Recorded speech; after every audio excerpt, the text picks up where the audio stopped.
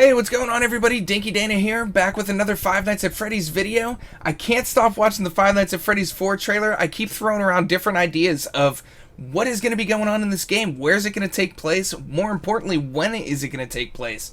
There are so many things in this trailer that we've never seen in the series before, so I figured I'm going to put together this video. A lot of people have been asking me, what do I think of the trailer? What do I think is going to be going on? And in my stream, people are asking when I think it's going to take place, things like that. So this isn't actually a full theory video.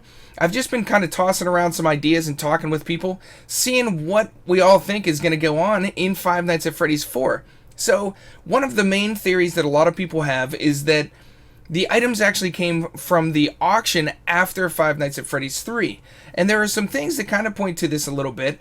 First of all, you experience Springtrap or Plush Trap in this one, which looks like something that you would have purchased and brought home kind of as a souvenir of the horror attraction, which would totally make a lot of sense. Also, on Scott's source code on his website, there is a tag that says 2093. So if you won items from an auction way after it burnt down, that could go along with the time frame.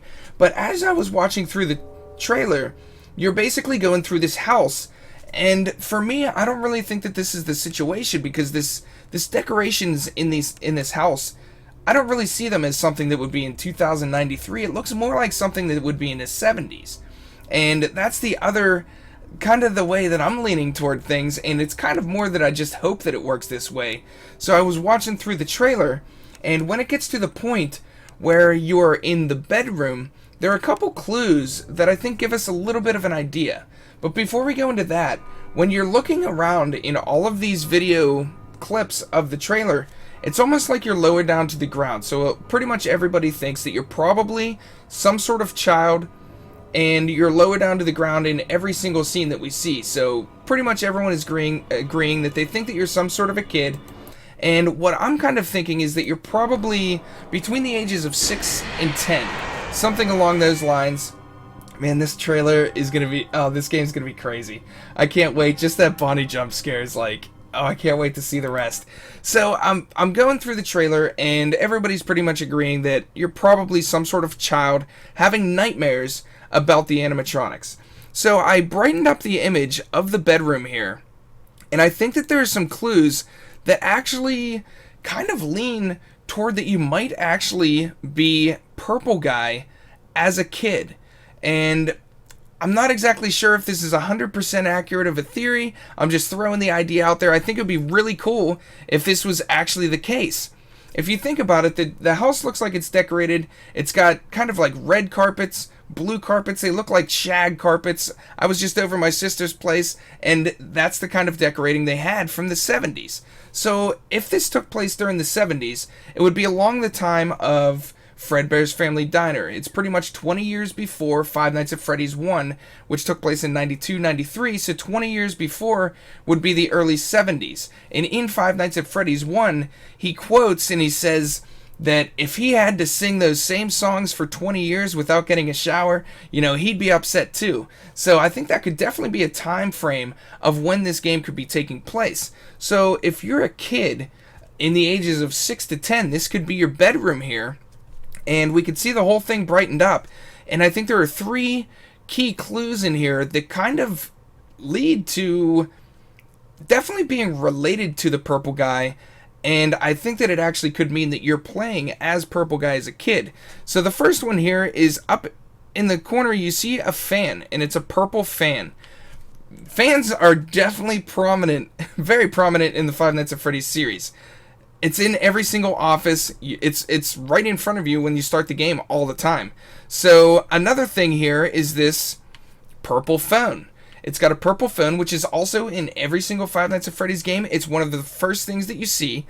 And then the third thing over here is a purple robot.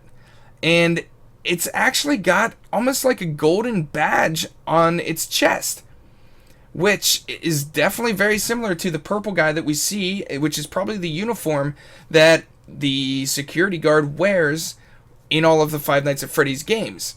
So all of these three things, if you're growing up with these toys, these are probably some of the toys that you see every day, you're used to playing with every day, and why not, if you were the Purple Guy and grew up with these toys, later on, if you either opened up Freddy Fazbear's Pizza, branched off from Fredbear's Family Diner, why would you not have these things as the first things that you're always seeing all the time? You have fond memories of them, and I just think it would be really cool if that was a route that he could take in the next game. The time frame works out.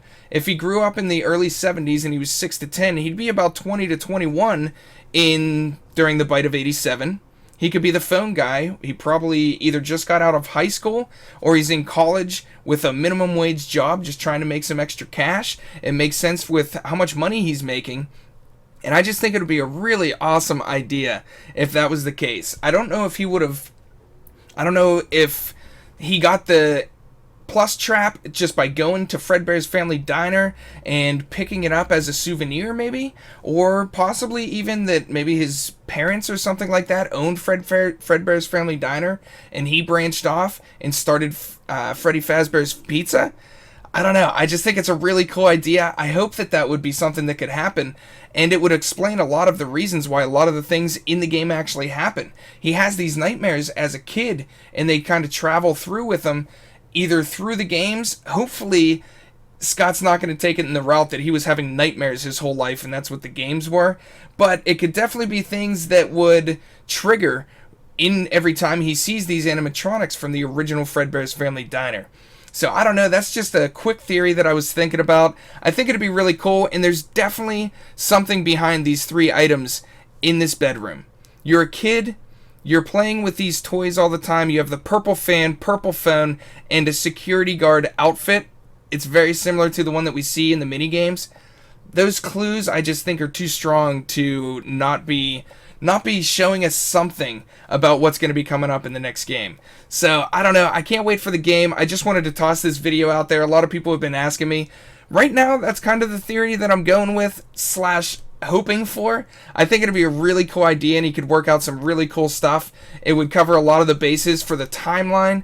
And another cool thing that's just really awesome about this bedroom is it kind of reminds me of a mix of Five Nights at Freddy's 1 and Five Nights at Freddy's 2.